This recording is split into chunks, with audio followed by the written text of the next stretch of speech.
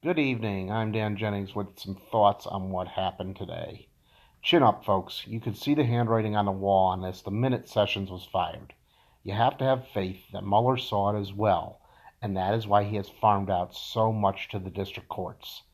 Also, as I like to say, there is what one knows and what one can prove beyond a reasonable doubt. Kind of like having a bloody glove that doesn't fit the perpetrator's hand due to parlor tricks and leather shrinkage. We know, but reasonable doubt is established, and the facts are that without admission or a smoking gun, everything we know was not beyond a reasonable doubt.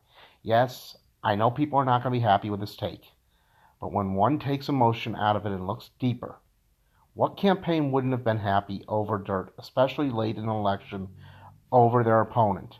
There was no direct ties to Russia with that email. The Trump Tower meeting, while we all know what it was over, sanctions, there was truly no proof, especially once the phone records show it wasn't Daddy he called. They were talking about adoptions. No proof it was sanctions. The NBC interview, yes, he said he was thinking of Russia, but he never said he was thinking of Russia exclusively. And this is how they get away with it, by leaving just enough plausible deniability to cast reasonable doubt. But we can take solace in numerous investigations still open in the SDNY and the DC district courts.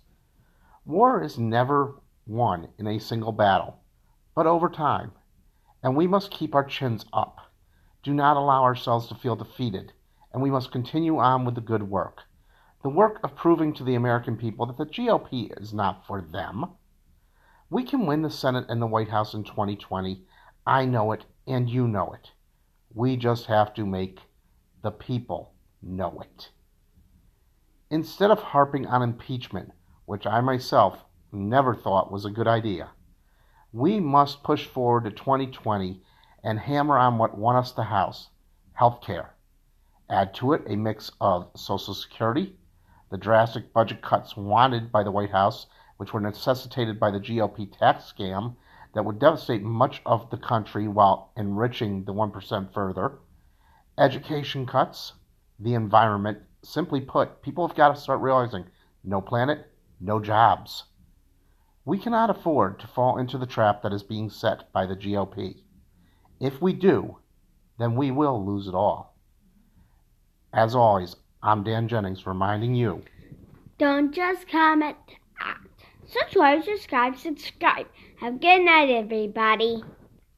Good night, everybody.